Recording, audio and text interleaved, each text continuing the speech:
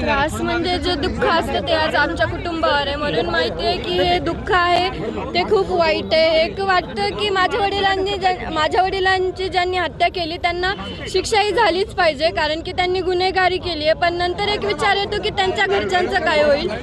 पण आज या विठ्ठलाच्या दरबारातून माझे वडील कधी न वारी चुकवणारे होते. त्यांनी सतत या वाऱ्या केल्यात विठ्ठलाच्या.